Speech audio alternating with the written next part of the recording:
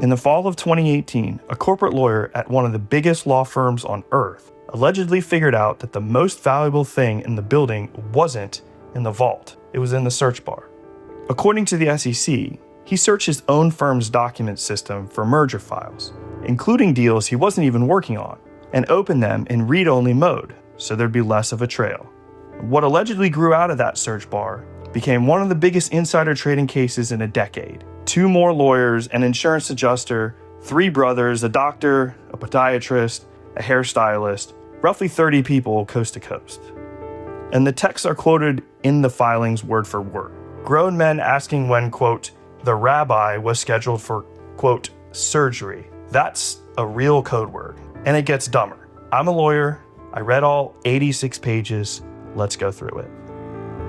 Start with the man the SEC calls the source, a merger and acquisitions attorney in Los Angeles. A decade at 2 global law firms, the complaint only calls law firm A and law firm B. Here's what you need to know about big law firms. Everything lives in the document management system. Draft merger agreements, board minutes, signing checklists, deals worth billions, sitting in searchable files under code names like Project Mars, Project Integrator, Project Elk. The SEC says he searched that system by keyword, opened files for deals he was never assigned to, and read them in preview mode, quote, so as to minimize any electronic trail. And in late 2018, according to the complaint, he had a lawyer friend pitched a third lawyer on joining them. The pitch? They had, quote, a side business obtaining information on MMA deals and trading on that information. They said they'd already made several $1 million. A side business. 6 years, roughly a dozen deals. And who did the tips go to? Everyone. Another lawyer, an insurance adjuster, a doctor, a podiatrist, and eventually a hairstylist. Stay for that hairstylist. Page 4 of the SEC complaint has an actual chart of the tipping chains, and it looks like a family tree, because a lot of it is one.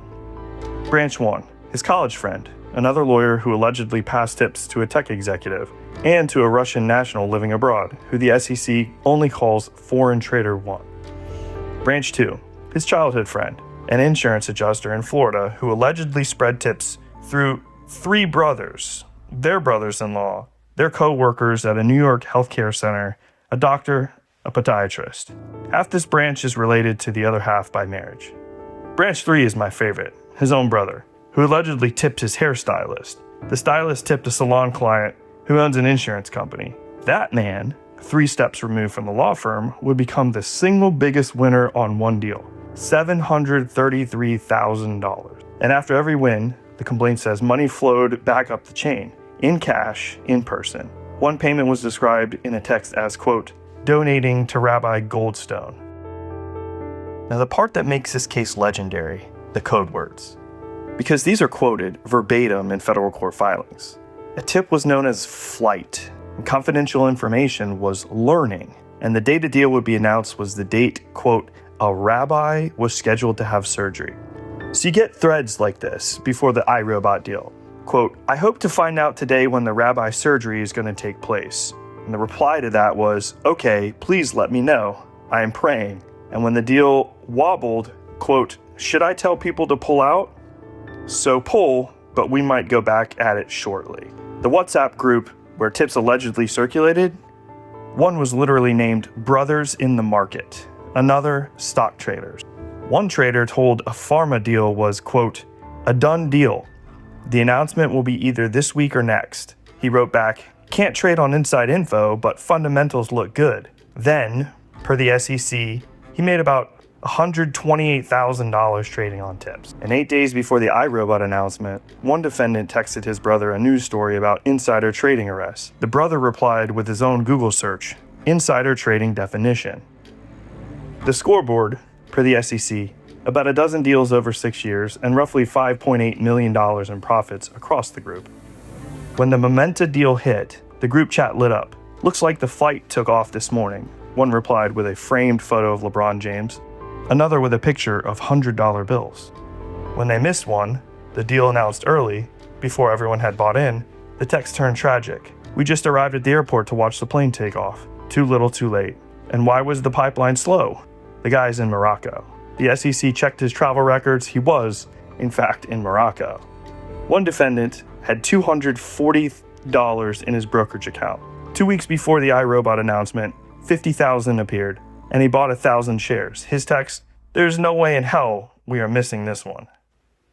In the finale, in 2024, the second lawyer allegedly handed deal information to his co-conspirator at a New York bookstore. Weeks later, one Florida trader met the middleman at a Starbucks at 7:15 in the morning, and 4 hours later bought $3.29 million of NSTAR stock in a 2-hour window. In June 2025, the FBI started knocking, and this is where the criminal indictment takes over, because according to the government, the cover-up became its own crime spree. 2 defendants allegedly lied to agents in interviews on the same day. A third allegedly lied a few weeks later, and that same day started telling a friend not to answer the FBI's questions. One allegedly coached a witness who'd been subpoenaed to the grand jury, and one allegedly walked into the grand jury himself and lied under oath. The indictment quotes the exact question and answer. Count the charges in the California indictment, 11 total, and 6 of them are about the cover-up, not the trading. The trading made them money, the cover-up cost them far more.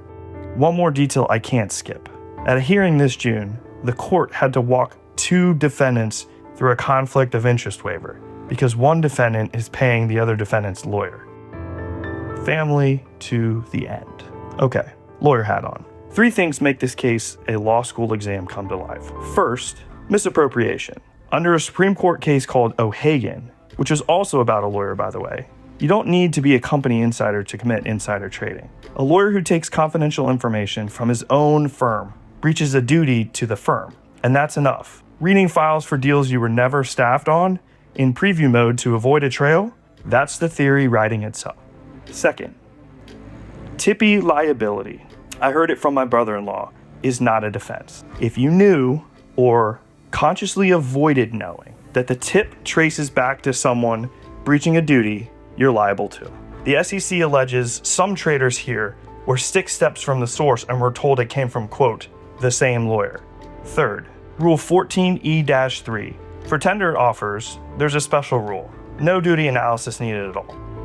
Once real steps towards a tender offer exist, trading on secret information about it is illegal, period. That's how the SEC reaches even the outer edges of the chart. And notice what convicts people in these cases. Their own words. Code names are evidence of knowledge. Can't trade on inside info is evidence of knowledge. The government doesn't have to prove you knew it was wrong when you wrote it down yourself. Now, every person I've described is presumed innocent. These are allegations, a civil complaint, and criminal indictments, and nothing has been proven at trial. Several of these defendants will fight, and some of their theories, especially at the far edge of the tipping chart, will get tested hard. But the image that stays with me is that search bar. Every big firm has one. Every deal in the world passes through one. And according to these filings, for 6 years, nobody noticed the associate reading files in preview mode.